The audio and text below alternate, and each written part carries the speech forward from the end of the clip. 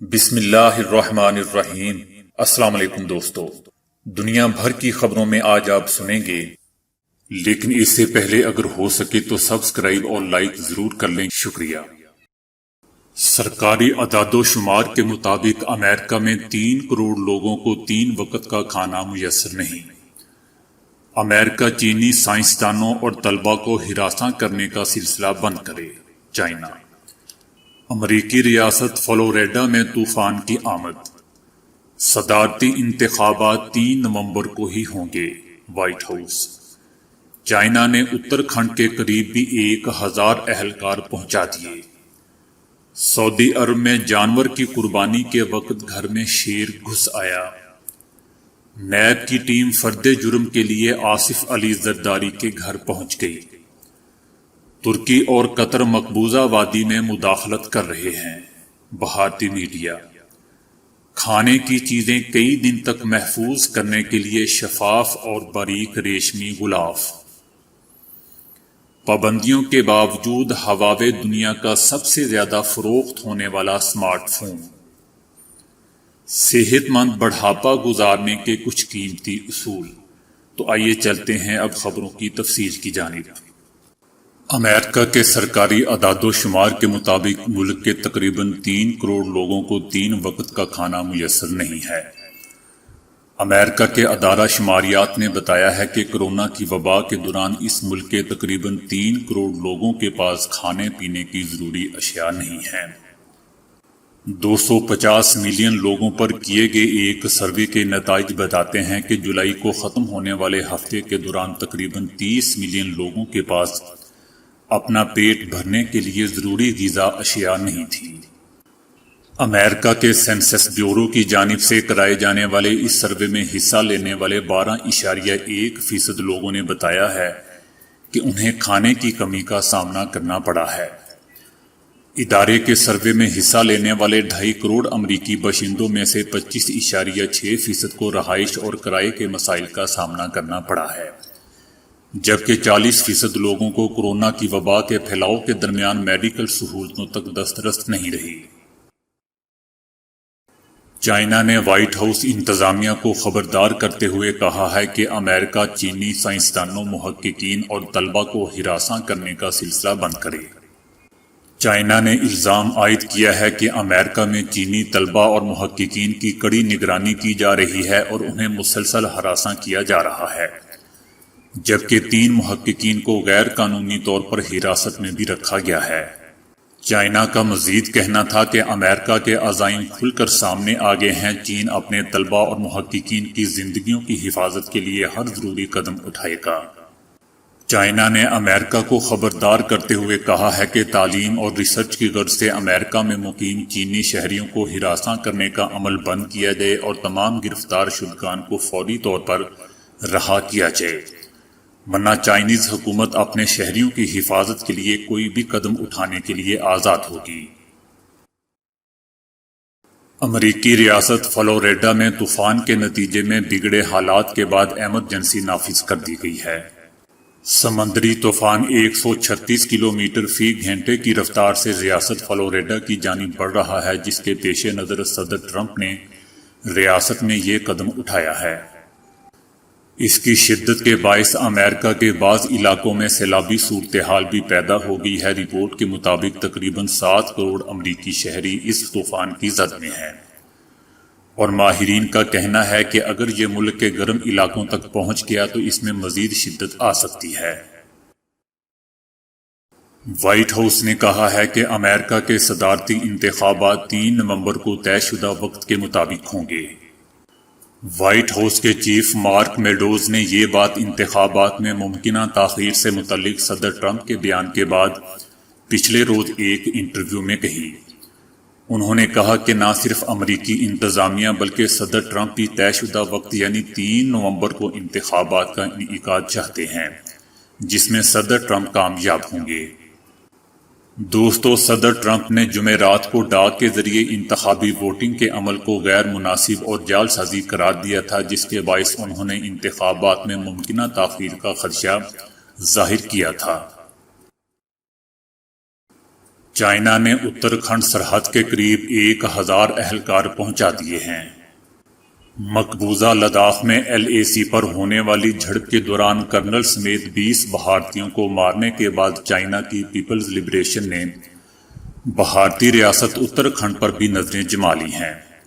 انہوں نے اس مقام پر 1000 چینی اہلکار سرحد کے بالکل قریب پہنچا دیے ہیں۔ بھارتی خبر رساں ادارے کے مطابق چائنیز اپنے اہلکاروں کو اتراکھنڈ میں متحرک کرنے لگا ہے۔ LAC کے نزدیک مقام لیپو لیک پاس پر پچھلے چند ہفتوں کے دوران چائنا نے اپنے اہلکاروں کی موجودگی بڑھا دی ہے۔ قربانی کرنے والوں کو اپنی جان کے لالے پڑ گئے۔ جانور کی قربانی کے وقت گھر میں شیر گھس آیا، لوگوں کی دوڑیں لگ گئیں۔ سعودی عرب میں عید قربان پر ایک گھر میں اس وقت شیر گھس آیا جب اہل خانہ ایک جانور کی قربانی کے لیے اسے ذبح کر رہے تھے۔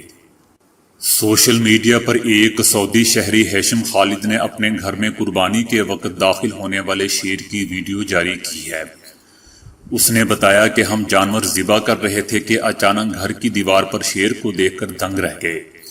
شیر چند میٹر کے فاصلے پر ہمیں اور ذبح کیے گئے جان کو للچائی ہوئی نظروں سے دیکھ رہا تھا۔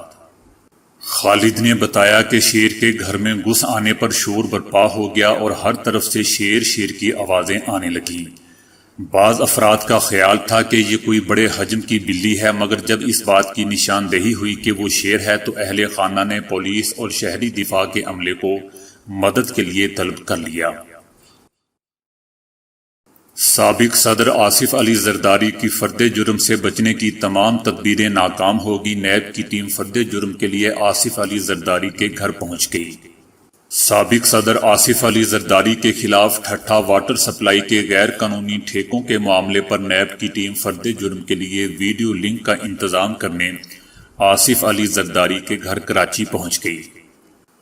آصف علی زرداری نے درخواست میں موقف اختیار کیا ہوا ہے کہ میرا ٹھٹھا واٹر سپلائی کیس سے کوئی تعلق نہیں بنتا۔ ترکی اور پاکستان کے ابھرتے ہوئے تعلقات کو لے کر بھارتی میڈیا میں ایک بار پھر خوف و ہراس پھیلنے لگا ہے۔ بھارتی میڈیا ترکی پاکستان کے بڑھتے ہوئے تعاون کو دیکھ کر ایک بار پھر پرانا راگ الاپنا شروع ہو گیا ہے اور ترکی پر مقبوضہ وادی میں مداخلت تک کا الزام عائد کر دیا ہے اور کہا ہے کہ ترکی مقبوضہ وادی میں حریت پسندوں کی مدد کر رہا ہے۔ بھارتی میڈیا کا کہنا تھا کہ اس کے علاوہ عرب ممالک میں اس کا اتحادی قطر بھی اس سرگرمیوں میں اس کا ساتھ دے رہا ہے۔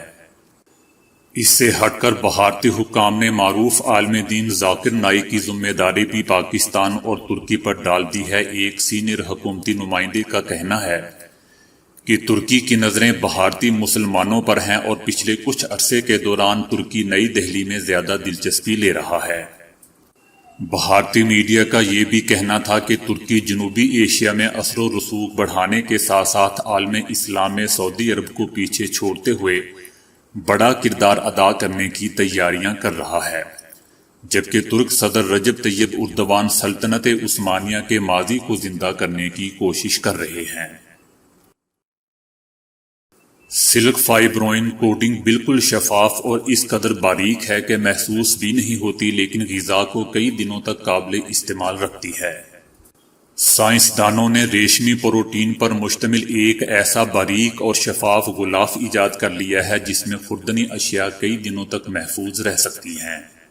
ریشم میں ایک خاص طرح کا پروٹین کھانے کی اشیاء کو گلنے سڑنے سے بچانے میں اہم ترین حفاظتی کردار ادا کرتا ہے۔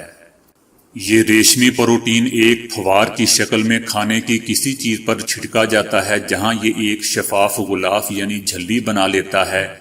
ماہرین اسے سلک فائبروئن کوٹنگ یعنی ریشمی ریشوں کا غلاف بھی کہتے ہیں۔ یہ بے رنگ، بے ذائقہ اور بے ضرر ہوتا ہے۔ اس غلاف میں رکھے گئے پھل، سبزیاں، گوشت اور مرغی وغیرہ دگنے وقت تک محفوظ رہتے ہیں۔ شفاف ریشمی غلاف بنانے کی یہ ٹیکنالوجی بہت سادہ اور کم خرچ ہے۔ اگر یہ ٹیکنالوجی دنیا میں عام ہو جائے تو ہر سال لاکھوں ٹن کی مقدار میں ضائع ہونے والی غذائی اجناس کو محفوظ کیا جا سکے گا، کروڑوں لوگوں کا پیٹ بھرا جا سکے گا اور ریفریجریٹر میں بجلی کی کھپت اور کاربن ڈائی آکسائیڈ کا اخراج دونوں کم کیے جا سکیں گے۔ ہواوے دنیا کا سب سے زیادہ فروخت ہونے والا اسمارٹ فون بن گیا۔ کورونا وبا اور امریکی پابندیوں کے باوجود چائنا کی کمپنی ہواوے کا تیار کردہ موبائل دنیا میں سب سے زیادہ فروخت ہونے والا اسمارٹ فون بن گیا ہے۔ اس سال کی دوسری سہ ماہی میں ہواوے نے فروخت میں سامسنگ کو پیچھے چھوڑ دیا ہے۔ ہواوے نے 5,58,00,000 ڈیوائس فروخت کی ہیں، جبکہ سامسنگ کے 5,37,00,000 فون فروخت ہوئے ہیں۔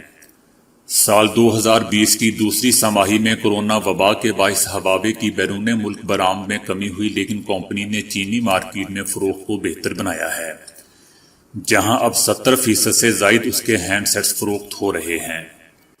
ہواوے کے ترجمان کا کہنا ہے کہ ہمارے کاروبار نے ان مشکل اوقات میں غیر معمولی لچک کا مظاہرہ کیا ہے۔ ان کا کہنا تھا کہ بے مثال عالمی معاشی سست روی اور چیلنجوں کی مدت کے درمیان ہم ترقی کرتے رہتے ہیں۔